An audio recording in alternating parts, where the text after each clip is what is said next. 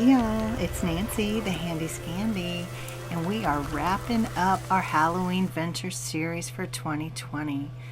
This is my last card. I do have one more project to share, but this is my last card for Halloween for this year, and we are just going to jump right into it. So I am continuing to kind of stretch my wings and stretch myself and try to grow in an area where I feel like I struggle, and that is scene building. However, y'all know that I'm I'm extra. So I can't just create a scene. I have to, like, I don't know, I go above and beyond. I feel like that's kind of who I am as a human being. I don't know. So anyway, right now I am creating the wall that will be in my room. So I am using the Tim Holtz brick stencil. I'm sure it has more of a name than that, but I don't know what it is. I will, of course, list and link everything below that I can find as long as it's still available. And I think it's like grunge brick or something, I don't know. Anyway, and so I used a couple Pink Fresh Studio inks. I used Gathered Twig and Warm Buff, and these are more on the warm brown side. You see how they both have kind of a pinky or red tint to them, and that little piece of wood grain cardstock is more of a gray brown, and it is a cool brown.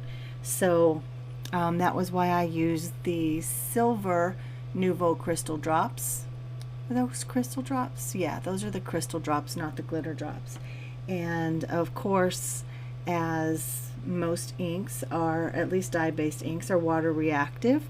Once I put that silver Muwah drop down as a paste, and it started interacting or reacting that Pink Fresh Studio dye ink, it got more of a gold or kind of a coppery look to it, and it turned out so beautiful, and I can't wait for you to see it a little bit more up close.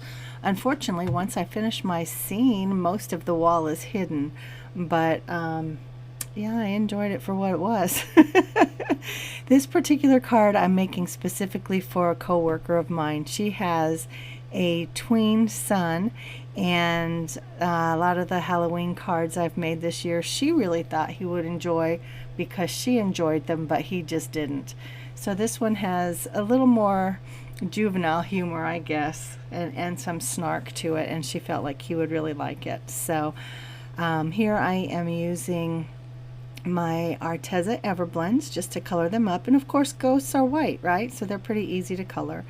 So I'm just using some of the different really pale shades of grays and pinks and blues to just kind of give them some highlight and some character and some dimension.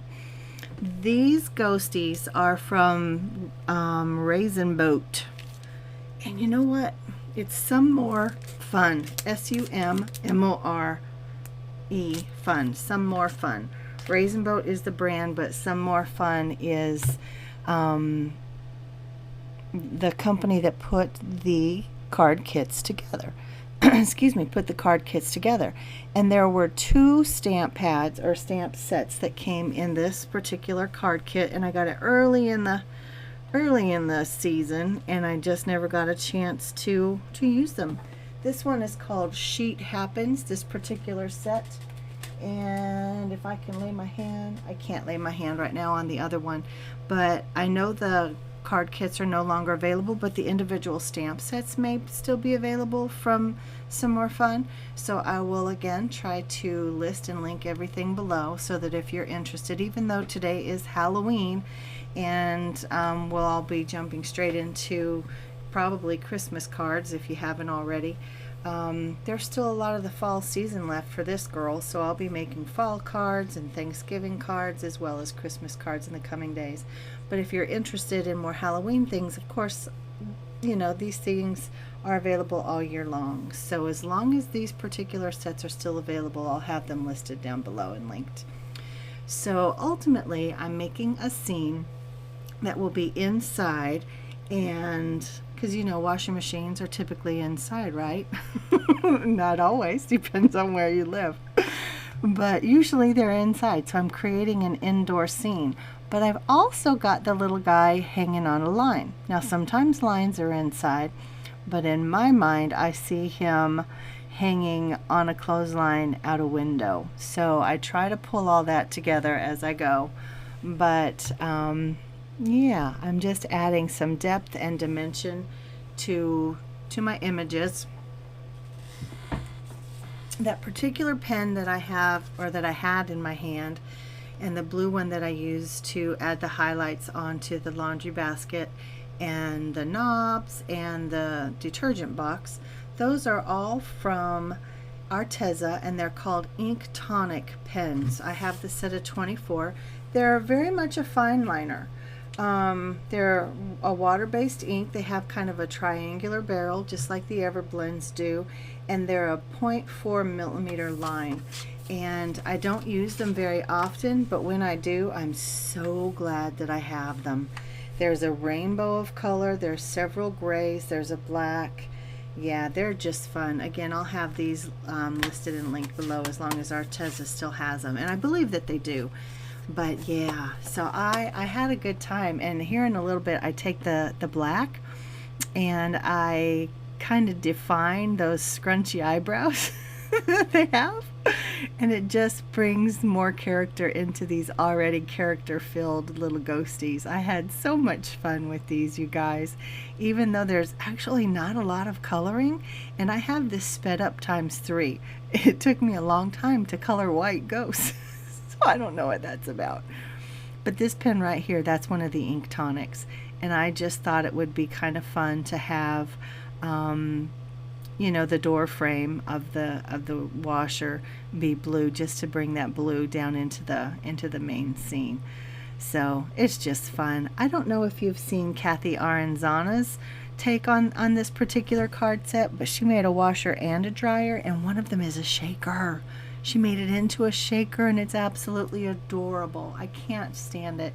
In fact, it was Kathy Arenzana and Lisa Mensing's take on these particular stamp sets that made me have to have them in my life.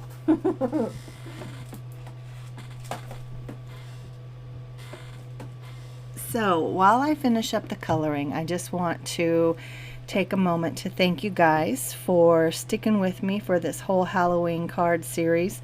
It's gotten a little difficult for me, to be honest. It was a big responsibility and a much bigger undertaking than I think I realized it was. I don't know why I didn't realize it. I don't know. Hindsight's always 20/20, right? Please don't hear me saying that I won't do it again next year, because I'm sure that I will. But, you know, Lord willing, and we're all still here, I definitely will. But it was just more of an undertaking. And to think that I originally had aspirations to make 31 videos. What? What is wrong with my brain? I don't even know. I think altogether, though, I got more than 31 cards made. I just haven't had the opportunity to share them all. But I have several going out in the mail, actually.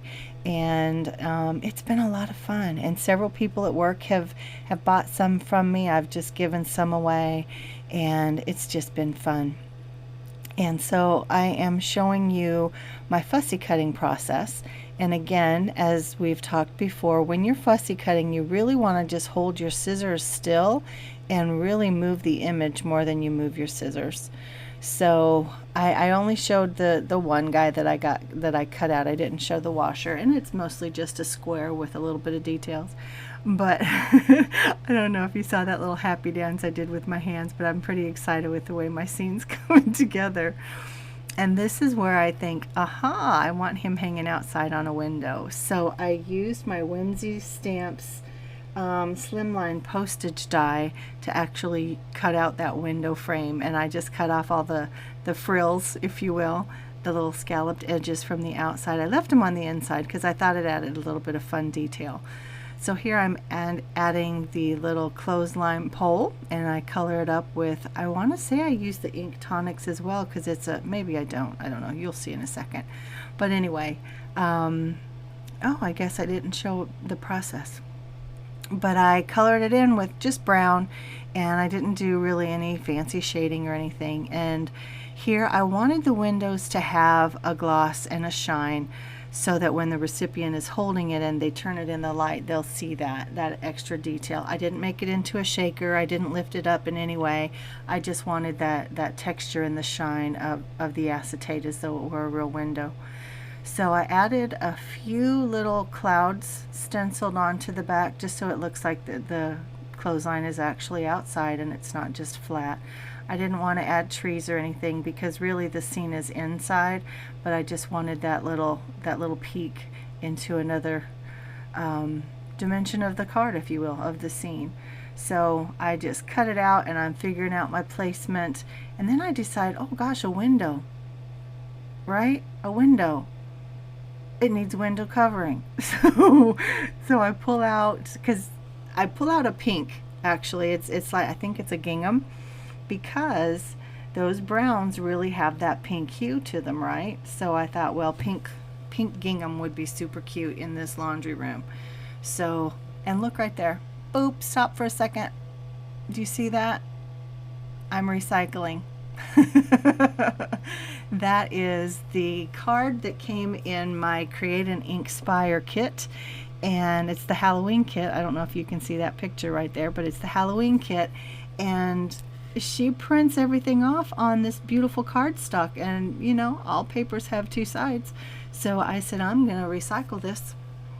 Boom, and almost my whole card is made out of Courtney Krieber's recycled Create an Inkspire kit. Or paper rather, not the whole kit. Which, by the way, I haven't had the opportunity to put on video yet either, so next year. Here I'm creating my little windows, or my curtains rather, just freehand. They're not even, they're not perfect, but again, they just become kind of a background to the scene, if you will, because really when you're in a room, the curtains are there and they add to the ambiance, but you're not looking at the curtains most of the time. So yeah, I just cut them out. I put a little wavy edge on the bottom. I popped them up on some foam tape, so there's some dimension there, and I just used a little piece of baker's twine to add like curtain ties, and you can see if you look closely there, they're not even. Whatevs, it's just cute. So I just glue my little washer guy straight down, and I don't know if you see, but there's a ghostie in the washer. There's also one in the laundry basket. I hope you can see him close up there. He's adorable. And so on this one that has the paint can stuck on his little sheet, I am lifting him up on some foam tape. I'm using the pink because of all the pink hues on the card, but I actually put the one with the paint pan, I put him up on 2 layers because the curtains have 1 layer of foam, so he needed 2, so he wasn't hiding behind the curtain, which would have been fine too. And there you can see the foam behind him. I actually lift him off. I don't do it on camera, but I lift him off, and I trim some of that foam so you don't see it as readily. And there I finally found some place to put the stamp. I put Sheet Happens, and I thought it was hilarious. It's just fun, and my coworker thinks her son will adore it because it's got some snark. So again, guys, this is Nancy the Handy Scandy. Thank you for joining me for my last card in my Halloween Ventures card series for 2020. And stay posted because I have one final project for not only the Halloween series but also the Till Death Do Us craft. So thanks, guys. I'll see you soon. Bye.